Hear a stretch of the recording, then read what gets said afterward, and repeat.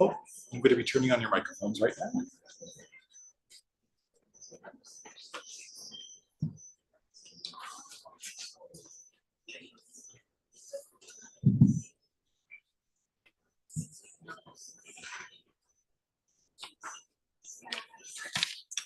Hello, everyone.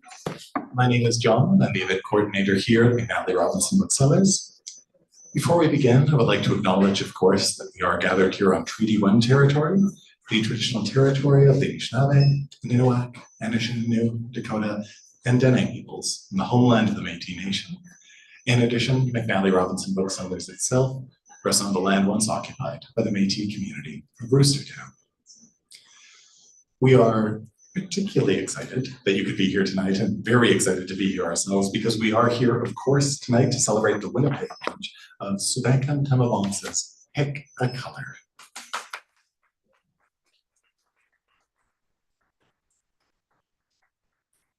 It is a deeply assured debut novel, no surprise given Thammavongsa's previous brilliance in both her poetry and short story collection, How to Pronounce Knife.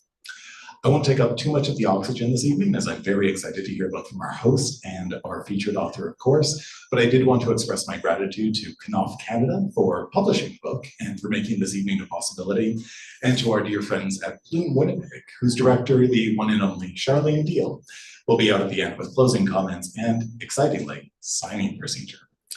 To give you an idea of how the evening will go, in just a moment, your host, Lindsay Wong, will introduce Souvankham, and that will be followed by a reading. There will then be a conversation, followed by questions. So please do allow those to percolate in your brain over the course of the evening. When it comes time for the Q&A, I'll approach you with this microphone to ensure that all the questions are audible at home, and then at the close, we'll get some signing procedural notes. But now I have the great pleasure of introducing your host for tonight. Lindsay Wong is the author of the critically acclaimed, award-winning, and best-selling memoir, The Woo Woo, which was a finalist for Canada Reads 2019. Her debut collection of short fiction, The Terrifying, Hilarious, and Beautifully Written Tell Me Pleasant Things About Immortality, were shortlisted for the Jim Deva Prize for Writing That Provokes, appropriately enough. Her debut adult novel, Villain Hitting for Vicious Little Nobodies, is forthcoming in January 2026. We just got our reading copies today and are very excited. And she currently teaches creative writing at the University of Winnipeg. We're delighted that she's hosting this evening. Please join me in welcoming Lindsay Wong.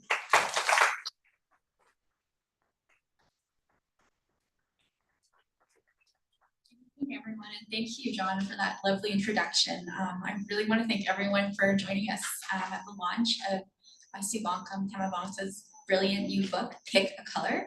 And we are here on Treaty 1 territory, home of the Anishinaabe, Cree, Dakota, Dene, Métis, and Ojibwe nations. I especially want to thank McNally Robinson, John Taves, Plume Winnipeg, led by the wonderful Charlene Dale and Penguin Random House for bringing us together for the celebration of literary excellence. And now I'm going to introduce our star attraction for the evening. Souvankham Thammavongsa is the author of 4 poetry books and the short story collection, How to Pronounce Knife, winner of the 2020 Giller Prize and 2021 Trillion Book Award. Her stories have won an O. Henry Prize and appeared in the New Yorker, Harper's Magazine, The Atlantic, the Paris Review, and Granta. Pick a Color is her first novel, and if you haven't heard, it's recently a finalist for a major literary prize and an instant national bestseller. Please help me in welcoming our star attraction for the evening. Can we get a round of applause?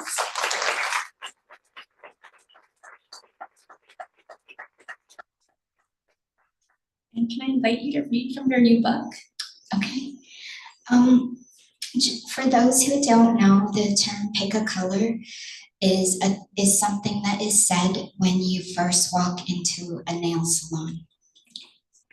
I want to say that a nail salon worker is often treated in literature as a prop or a sad, pitiless, pitiful person who doesn't have a voice. And I wrote this novel because I wanted such a figure to have voice and to be voice. And this is her voice. Pick a color. Everyone is ugly. I should know. I look at people all day. They come to me with their faces shoving themselves forward, demanding something be done, wanting me to do something about it. Anything, anything really. Please, they say. Now, I don't do magic. I can't make things appear or disappear. I can only work with what's in front of me. And there's a lot there in front of me. Most want to get rid of hair above the lip or on the chin. They want me to work in the narrow space of a brow, control the center line. Hair, that is, if they have any, is an easy thing to remove from a face. You just pull. Of course, how you pull and what you pull it with matters. So does the angle. Use wax or thread or tweezers. Watch the direction hair grows and pull. Faces give so much away, feelings especially. The muscles most used will carve a line. One's habits are there for everyone to see. The purse of a lip, a wrinkle, holding space for a sneer or a smile. A frown cast so often across a face, it remains. Most people, well, they don't know what's good for them. And when they think they do, they're mostly wrong. I listen and tell them about the goods we have. The cleansers, toners, serums, essences, gels and creams and oils and masks and moisturizers. I come up with a way to deal with the sun and the damage. Now, I have to be careful with the word damage and how I use it. A helpful suggestion can turn suddenly into a bad feeling. And people, well, they don't forgive you for giving them bad feelings, especially about themselves. Then, when I'm done with their faces and, they're not cheap, they give me their hands and toes. Who knows where those things have been? But I can't think too much about that. I clean and shape and buff and polish. Looking at the two of us, them sitting on a chair above me, and me down low, you think I'm not in charge, but I am. I know everything about them, whether or not they tell me. You look at something long enough, and you begin to see everything in its details. And you'd be surprised what people tell you when they think you are a stranger and they are never going to see you again.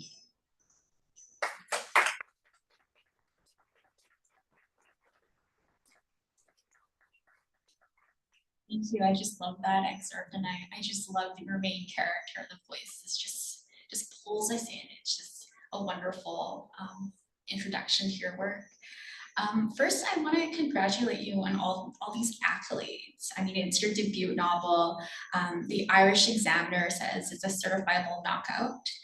The Guardian says it's a highly crafted, layered, and clever novel. And all of this praise is so well deserved. And I want to thank you for visiting us in Winnipeg.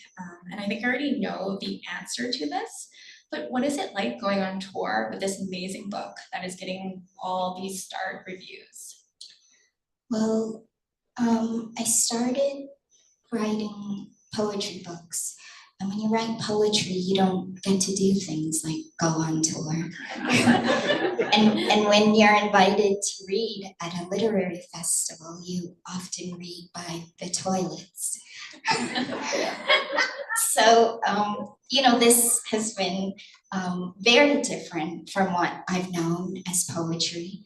And after the poetry came out, I wrote a short story collection, but it came out during the pandemic. And so I didn't get to meet anyone. You spent years and years writing and working on a book, and then it comes out, and you don't get to meet the people who want to hear from you. And it's been really amazing to see so many people come to this book, pick a color, even though they've never been in a nail salon. And for them to walk past a nail salon place and then whisper, pick a color. Like, and then they tell themselves, oh, say it twice. They don't hear you the first time. Like, I love how something I made in private and alone gets to live with other people. In the novel, the main character has a missing finger. It's her ring finger. And, you know, I don't say why she has this or how that finger was severed. There's a little clue in it. And at one of my events, somebody had a theory, and I thought it was so great. It was so different from what I imagined. And I think her idea of how she lost the finger is even better.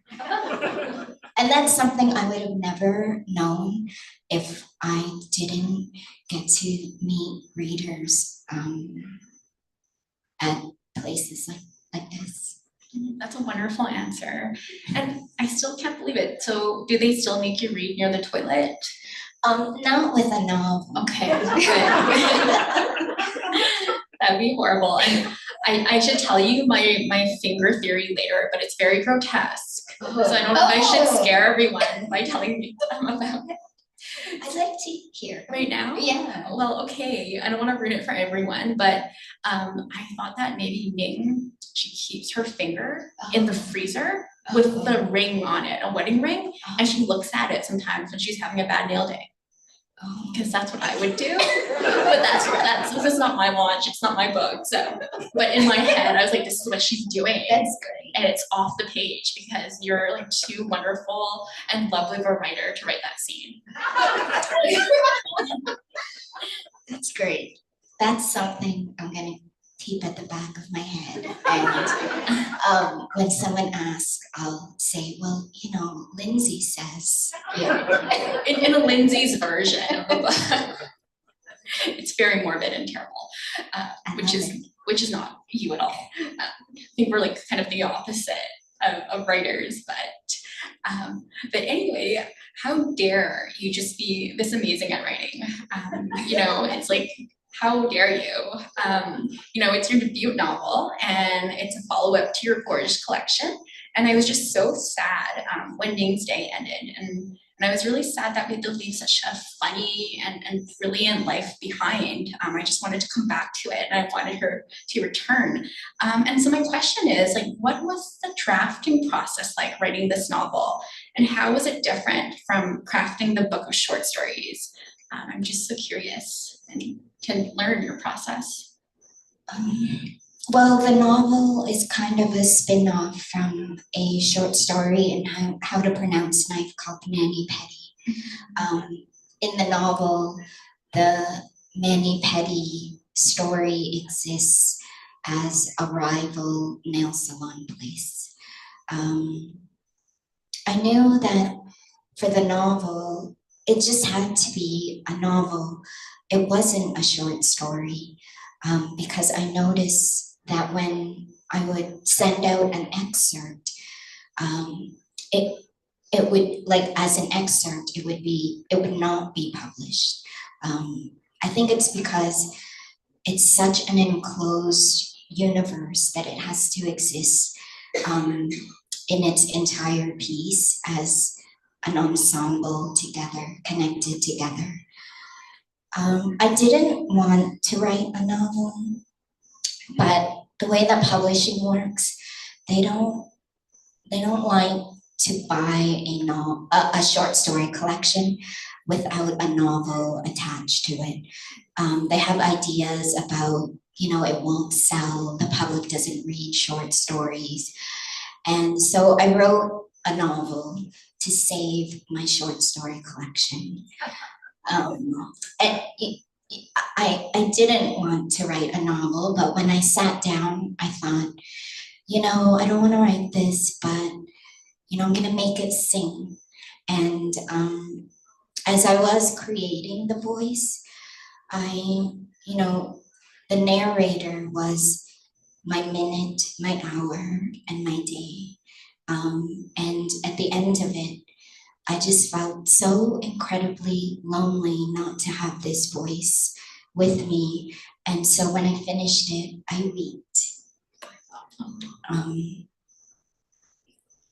It really, you bring a thing to life for yourself and for a reader, and then you have to end it. And that felt sad to do in the end.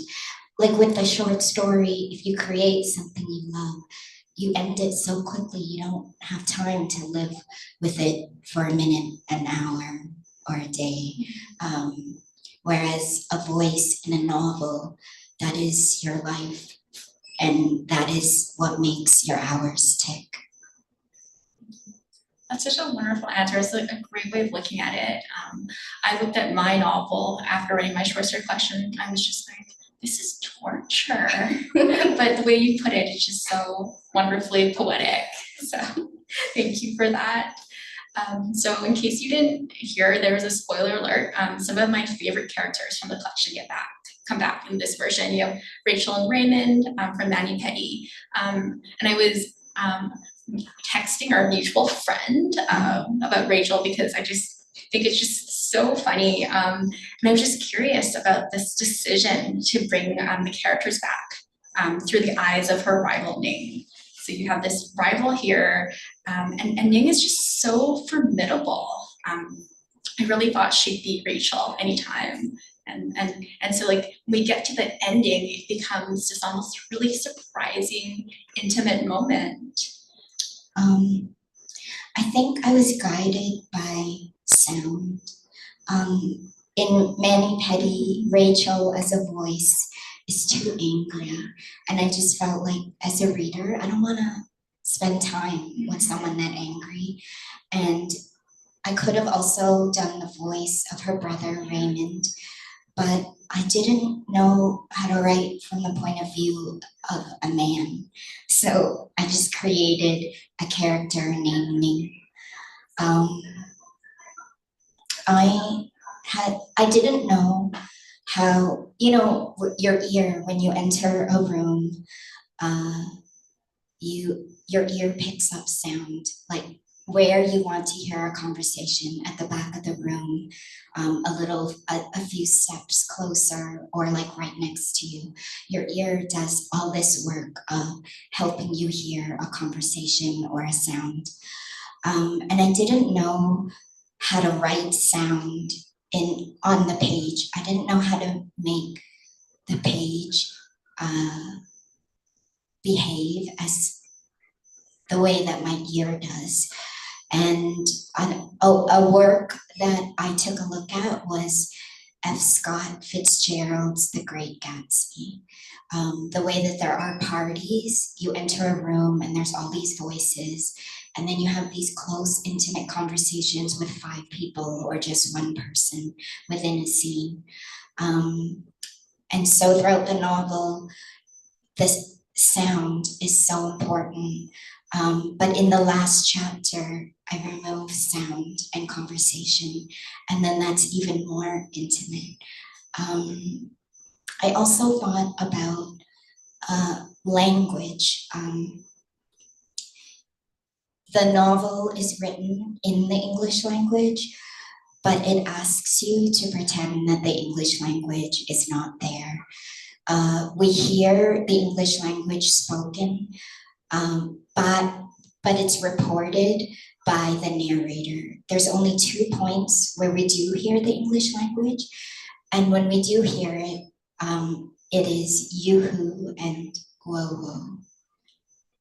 But that's just like a little trick that I put in the book that I wanted readers to notice just the way that I hold back the English language in terms of sound. That's brilliant. I love that. And I read somewhere in your acknowledgements that you also took up boxing for a year and a half. And are you like really good? I can make someone wobble. Okay. Not necessarily. Watch out, readers. Not necessarily knock someone out, but Okay. Yeah. So we should all be scared of you. I was reading some boxing literature, and that's a field of literature that you can't enter unless you know the sport on a technical level. And I wanted to be true to the work that on boxing that had come before.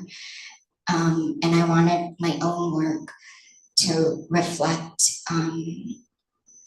the technicality of boxing. And so I did train for a year and a half. I was scared when I signed up for the courses because everybody was so much bigger, and I just thought, like, how do I hold my own place in this class? And the instructor said that I would make actually a great boxer, because the thing about boxing and people who take those courses is that they come in with the idea that they're strong, and that if they punch really hard, that is the sport of boxing.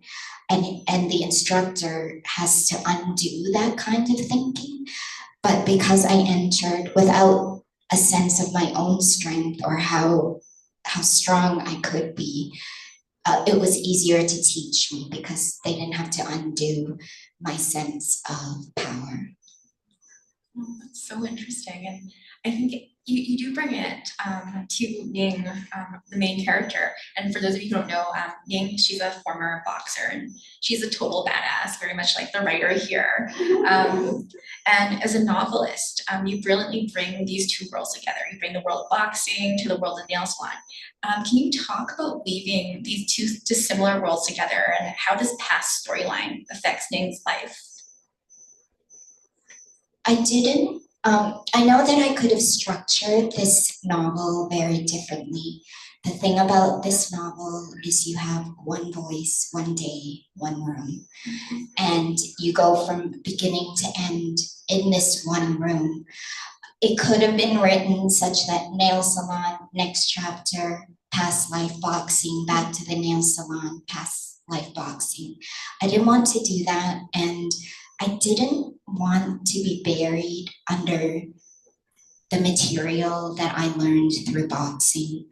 I wanted it to feel natural and like something that was very, that was of her past.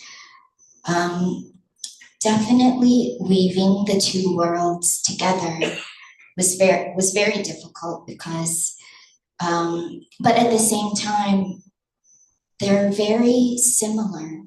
They're an arena of beauty in the boxing world, like how you work on your body, how you display it in the ring, your technique, that at the center of it is an idea of beauty. And in a nail salon shop, it works and functions as beauty. One thing that I brought about the boxing world to the main character is right before a match, a referee will say, protect yourself at all times. And the nail salon worker, Ning, does that philosophically, but also personally in her own life. She protects herself at all times, emotionally, spiritually, socially. She is alone in the novel. So interesting. Because you would never think about, pairing boxing with a nail salon. And it takes so much skill, I think, just to arrive at that unique structure. just to be able to do what you do. And speaking of Ning, you mentioned that she's always really protective, and she just really presents herself really differently to her nail clients, to her employees. She's very polite to her customers, right? But she's also sometimes mysterious and maybe a little bit cold to her employees. And she's also very kind and empathetic to dead pigeons and teenagers, which in my mind are sometimes the same thing. I get those confused, but maybe that says more about me. And she seeks solitude, but then she also says she's a family of one. Then there's very much this longing to be seen and acknowledged. And I found it so interesting. She has all these contradictions. She's always code switching as a character. And so my question is, how would you characterize her literary persona on the page, and what brought you as an author to these choices?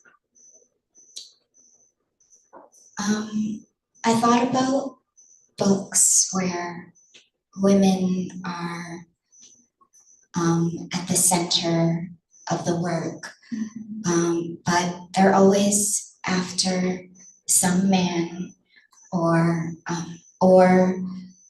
they are taking care of a family, or they are a literal body where they are the ones who are being killed. And I just wanted to portray a woman who's alone, who can be carried by her own work, or she's carried by her own work, the way that love can carry you, but with less salt. Like everything about her job supports and carries her. There is an idea of romance, but it's between the job, the daily acts of showing up every day, and the way in which she interacts with her coworkers, and the way that they look after each other. Yeah. And you feel that so strongly in the novel, right? She loves her work, she loves the people, and at the end of the day, she's so sad when people start leaving her, right? Yeah, I did another interview where the interviewer said that he felt really broken when he got to the line, "My leaves me." Yeah. Which is, it's the end of the day. And what she's referring to is that it's 5 o'clock, so her coworker is going to go home. But the line suggests something so much deeper than that she's being left as a person. And that moment really broke the reader. Yeah, and I think that line really resonates with people because it is the end of the workday, but it just means so much to her, right? And of course, we do wonder, at least I wonder, did she go back to her freezer and look at her ring? But I also want to hear everyone's theory after you read the book. So if you come up with a theory, tag us both on Instagram because there's lots to discuss. And I was reading some of your interviews, and you described yourself as a writer of absence. And I was wondering if you might talk more about that and how absence presents itself on the page for you. I'll begin with my poetry. My first book was called Small Arguments, and they're all about tiny things like a grasshopper, a firefly, an orange, a tangerine, a worm. And to understand what I mean by the small, a reader has to bring in an idea of the big. It's the same with my poetry book, Found. It's about a scrapbook that my father kept while we lived in a refugee camp. In order to understand what's found, a reader has to understand what's lost. The same with my poetry book, Light. Every poem in that book has to do with the word light. Its meaning, the idea of visual light, light in weight, light in tone. In order to understand the idea of light, you have to bring what you know of the dark. And in Pick a Color, it's built around a voice. It's not about, I would describe it as plotless. It's not built around what happens, but it is built with what has happened, what is happening, and what will happen, but not what happens. And that structure is very radial. And in order, it's built around something that's happened that you can't see, but you feel how electric it is underneath the writing. I love that. It's just so beautiful. Just think about it that way. Thank you. And in your writing, you focus a lot on race, class, physical labor, and being invisible to the world to many people. And I'm just wondering how these topics affect you, affect how you approach your future works. When I sit down to write, I don't think about a theme because I feel like I can bend my work towards anything. I think about the language, what I want to do with it, and how I want to land an ending. I think about the beginning and how to land that ending. And I think about, especially for this novel, voice, the way that voice alone has to be made to carry so much. When you think about a work, you think about the things that make up a work, like character, plot, theme, all of that. But in the novel, those exist, but not on their own. It's held up or funneled into one thing, which is voice. And I think voice, it carries us, the reader, throughout, right? Through Pick a Color, through your whole collection, and it's just so wonderfully done. And I have to say, I found your short story collection, How to Pronounce Knife, it was really inspiring to read your work, and in terms of how you were able to just craft the voice, the characterization. And you've been such an influence, I think, to a lot of Asian Canadian writers and Asian American writers. And I was wondering if you could speak more about how Asian diasporic writers have shaped your own understanding of being an Asian person and writer. And what does being an Asian Canadian writer and in community with us signify to you?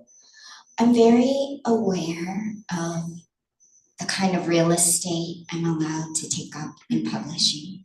So, or the kinds of stories I can tell. So if I'm writing about refugees, I'm very aware that I'm supposed to take you into the refugee camp and maybe talk about flies on a person's face.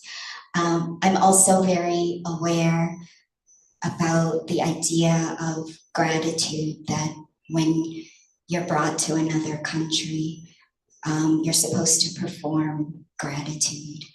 And I'm also very aware that when we write like Asian characters, a lot of them are written with a sense of shame, embarrassment, if they don't know how to, like for example, in the short story collection, How to Pronounce Knife, never once in that story do I ever use the word humiliation or embarrassed, but reviewers will often say the child didn't know how to pronounce the word and she was humiliated and embarrassed. But I never use those words, humiliated and embarrassed. I feel like in all of my works, I'm aware and I work hard to refuse the kind of real estate I'm allowed to take up.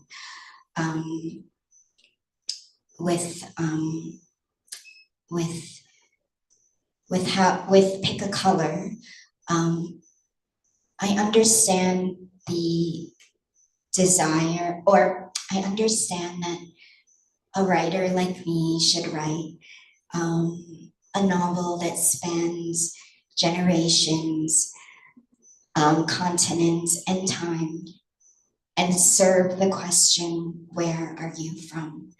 But this particular novel refuses that as well. It says, I'm already here. And that is why I chose the structure of a single day, because that form is also not a form where many of us have worked in.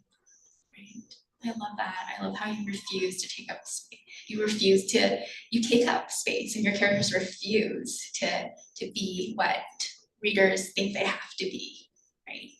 I also wanted to say that in How to Pronounce Knife, I never name the country or the city. I'll refer to the past as back there, and then I'll refer to the current place they're living as here. So what actually happens is the reader is displaced. The reader doesn't know where they are. But then when I do that, then the reader becomes a refugee in the story without me having to use any of those terms. And you're putting tremendous trust to the reader to understand what you're doing as a writer. Yeah, I do think of it as a collaborative process. So interesting, thank you for that. Is it okay if I ask what's next for you and what are you currently working on? I know some people hate that question, so you can throw a book at me if you want. Just don't. I don't hate that question. Just don't knock me off the chair. I just finished a short story collection, and I'm really excited about returning to that form.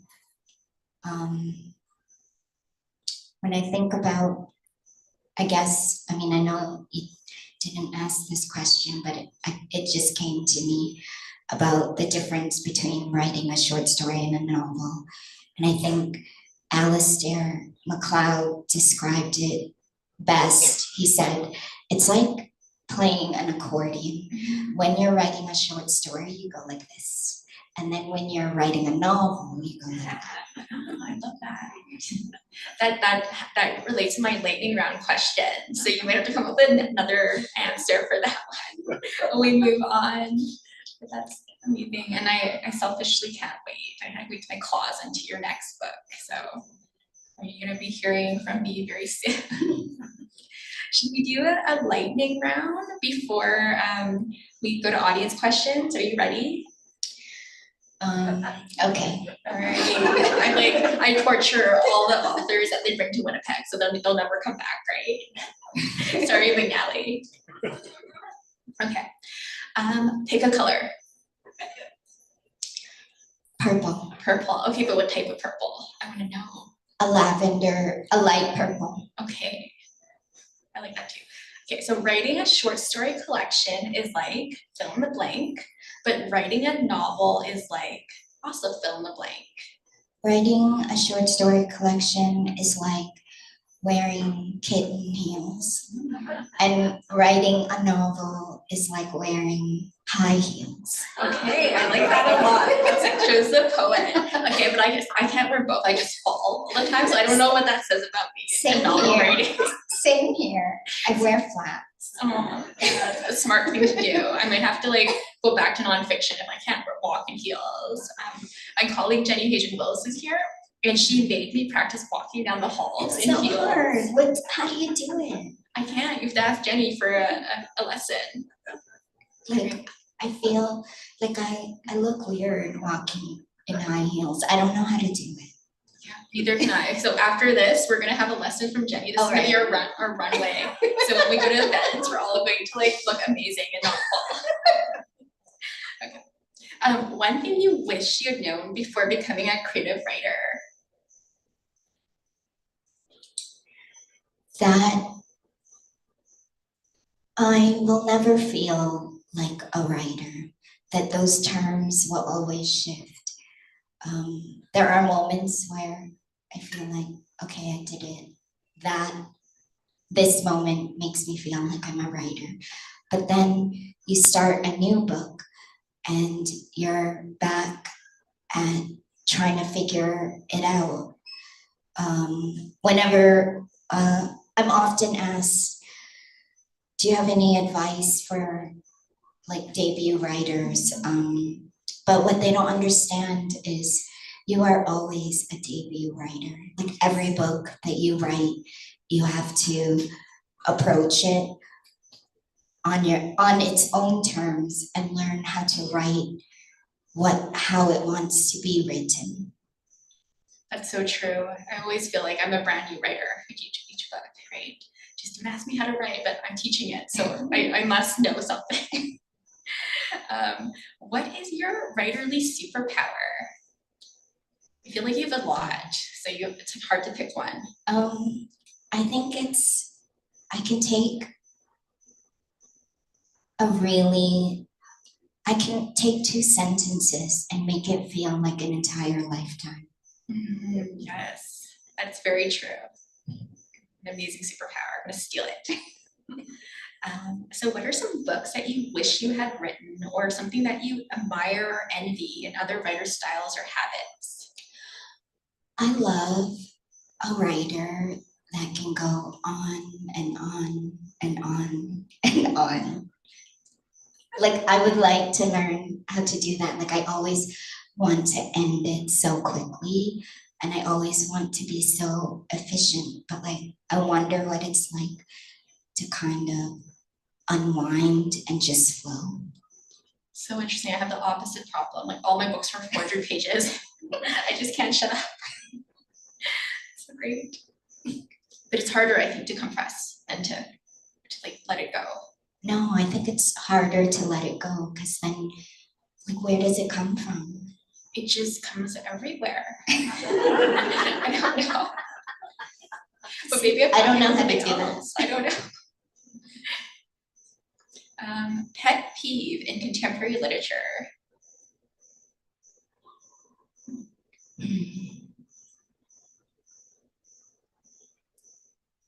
Oh, that I'm pre-read before someone actually reads my book. So that there's this idea that because of the subjects or themes that I write, that my books are sad, but they're actually incredibly funny, and I work so closely with humor, not slapstick humor, but deadpan and irony, and wit. Yes. Yeah. Your books are very funny. The Sterling wit is excellent. I laugh a lot while reading, and that's why I'm like texting our mutual friend. She's like, yeah, I'm laughing too. But it's just so interesting. I think it's how readers just think like an Asian writer is going to write something very sad. Yeah. Right. I mean, I understand if one wants to, and you can do it very well. But what if you want to do something different? Then it makes it harder or longer for somebody to understand it. Because you want to do something different, it doesn't mean that it's less or not as good. Yeah, and what's really interesting about your work, there's always like joy and pride, I think, with what these characters are doing, right? Whether, they're boxing or doing nails or like waxing someone. It's so interesting. And then this is sort of related, but not related. How would you commit the perfect murder and get away with it? I'm asking because Ming and her workers discussed killing someone, and there's like that very violent scene, and not because I'm just making an assumption about you. And even though we just met, like less than an hour ago. I think I would take some time, and I think I would go with an allergy, because, so you would have to find out what someone's allergic to, and then bring it into that moment. And then afterwards, when the heart has stopped or they've stopped breathing, maybe the coroner would blame the person for their allergy. I think. That's terrifying and brilliant. I'm allergic to everything, so remind me not to share a meal with you. But also, will you write a murder mystery for your next book? Maybe. Okay, I'm gonna hold you to that. Okay, so 3 writers that you would take with you on a 6-month residency on a tropical island, and why? I'm assuming these are living writers, but of course, like, you could bring back the dead if you want.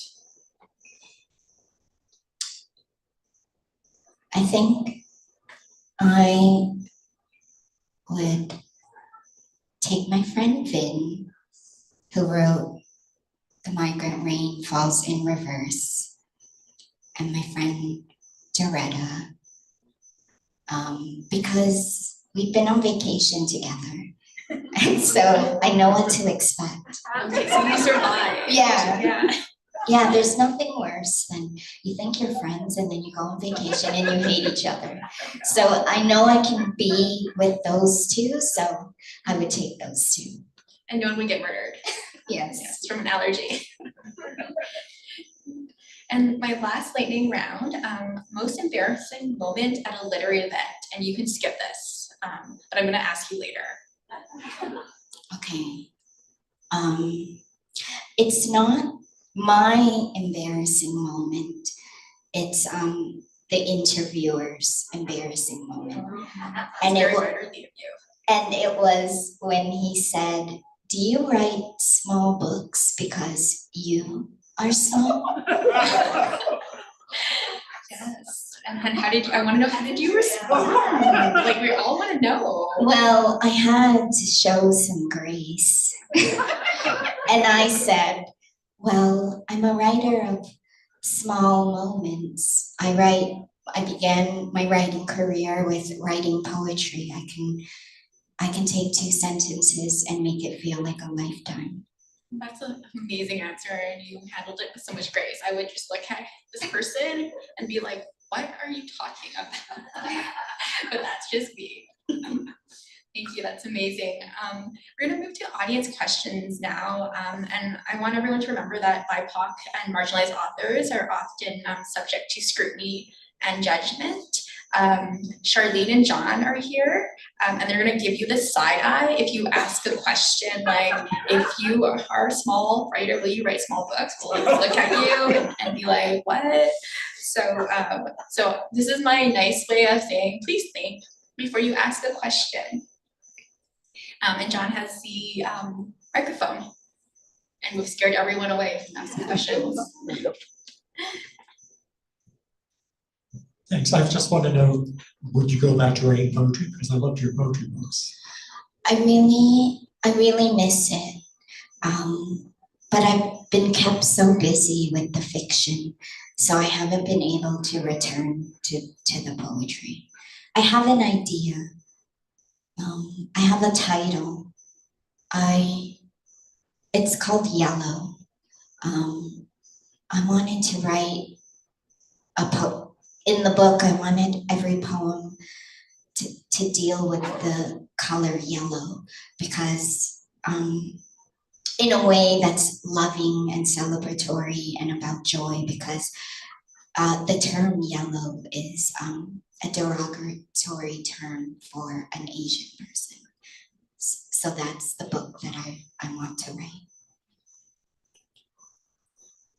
Thank you, but also you don't want to sit beside the toilet and read poetry, right? That's also I like a reason why. don't think they'll send me there anymore, Okay, good. because I'm also a novelist.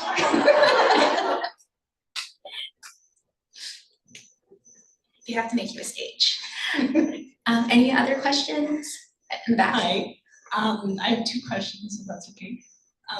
My first one is, I'm always interested to know the writing process before you start writing. So what kind of preparation you did in thinking of how you're going to approach this book, and if you did any research, if you like, did you interview somebody that worked in a nail salon?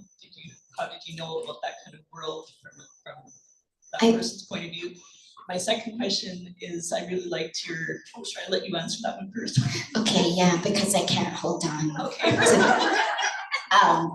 Yeah, I can't wait, because I can't hold it the second question in my mind while trying to answer the first. So writing process. I did do research in terms of the boxing. I took boxing lessons, but in terms of the nail salon, I made it all up.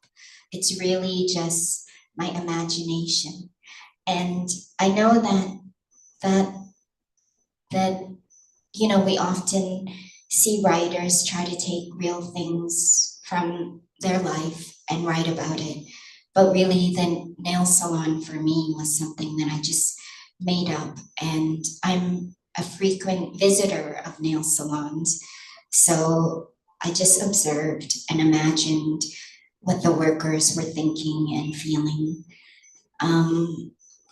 I have a moment in the novel where I talk about the color red, and I said that there are 85 colors, shades of red. I made that up too. I don't know if there really are, you know, 85 shades or colors of red, but it just sounded so much. And it sounded so stressful. And so I thought that would really capture the work of a nail salon worker, that you care about getting the right shade for your client. Thank you. Oh, and I also wanted to say, I treat, because you said, what did I do to sit down the process. I'm not a writer who believes in things like inspiration or writer's block. I think those things are scams. And I make writing a habit. I really show up at 9 and I stay there until 5. And if I'm not like putting pen to paper, I write by hand. If I'm not doing that, then I read. And when I'm reading a text like I'm writing, or I gather from the text that I'm reading a kind of mechanic to watch out for and bring into my own writing. Like as I was reading The Great Gatsby, I somehow just noticed the way sound moves and works on the page. So my second question is, I really liked your analogy of the heels. And I don't like wearing heels either. But for me, like wearing high heels the reason I don't like it is I find them really uncomfortable. And I was just wondering, in the process of writing your first novel, what's uncomfortable about that experience?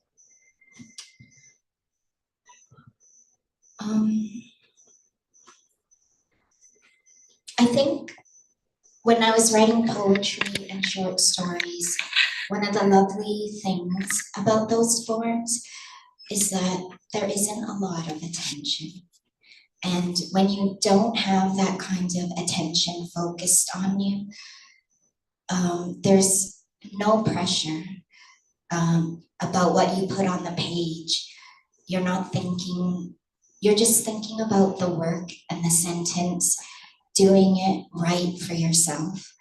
And one of the things I didn't like about the idea of a novel is that there's so much pressure, I felt like all eyes were on me to write, and I didn't have the private space to work out what I wanted to do, even though I was deeply private about it. And we do have time for one more question, which will be over here. Well, I got the last question. So you talked about your novel being a voice and writing a voice. What does that mean to you? What does voice mean to you when you talk about a voice in your novel? I'm thinking about rhythm and strut, the way in which the first sentence undoes any idea or description of what a reader might bring to a figure like a nail salon worker. Voice is also a thorough line, a thread from beginning to end. Like, it doesn't matter what she's saying, what she observes, what she opines. It's that you want to follow this voice and turn the page. It's not done through plot or what happens. It's atmosphere as well. Just the way that you're present with this sound and you want to hear it carried throughout the novel. I was thinking of the phrase "pick a color." That was something that was really difficult to build throughout the novel because it's repeated so often, and each time it appears, to get a reader to want to hear it, almost like a refrain or a chorus, was something I had to build inside the voice. And if you both have any closing comments, Right. Thank you so much, everyone, for joining us this evening. And before I invite Charlene for the closing remarks, can we have another round of applause for Souvankham?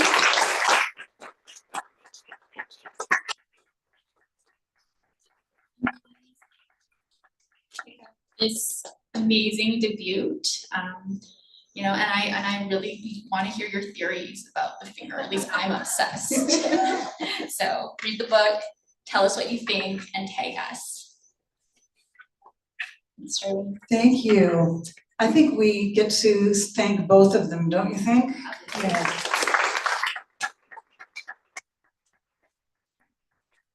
It's such a pleasure to hear you talk about your work, Souvankham, and to hear two writers who have such huge appreciation for the craft, as well as story, just to share a sense of the work and the hard work of it too. And Souvankham, I have to say, as a sort of rescue to our reputation, that you read poems on a stage here. We did not put you near the bathroom. And what I most look forward to, I think, when a new book by you comes out, is that very powerful sense of the way a voice carries language, because I think we got to hear you first as a poet, and these small, beautiful poems just went sailing into the air, and we were just enraptured. And I think a lot of poets don't really move on to write great prose, and I think you're one of the people who went on to write great prose. I would love to see your next poetry collection. I'm with Bruce on that. But we're all thrilled that you are sharing short stories and novels with us. And I'm thinking, if you've got another short story collection done, does that mean you have to work on another novel too? Because you said they kind of attach. Yeah, I don't have to do that anymore. Thank heavens. What an absolute joy. And I'm so glad that all of you are here to appreciate that. And one of my great pleasures in each of these ends of these evenings is to take a moment to really be grateful for where we gather, this extraordinary bookstore, which creates a kind of literary community here where we are welcome. There's a troll back behind the John makes things just so smooth in the delivery here, but also all sorts of planning that you can't see that goes on, arranging all of these kinds of visits. And Chris and Angela, who make the store sail along and make us all at home here. So let's just take a moment to thank McNally Robinson. I'm charged with two things. One is inviting you to the next event that we're doing in tandem with McNally Robinson, which is happening this Sunday coming up, where Duncan McCready is going to be here with a new collection of poems called Only the Scent of You Remained. If you know Duncan, you know he's an extraordinary poet, but he's also kind of a secretive person, so you're guaranteed to have a sighting of Duncan if you come here on Sunday afternoon. He's going to be in conversation with Ariel Gordon. It's going to be really great. A thanks to Knopf Canada for making this evening work, and I'm to let you know that Souvankham will be sitting in this chair here to sign. She has to get to the chair before you come and talk to her, otherwise, you know, the rules. And you line up and you buy one of each of these books because they're all definitely worth your money. And you can get them signed before you pay for them, but you have to pay for them before you leave the store. This is how they do it here. One more round of applause for Lindsay and Souvankham.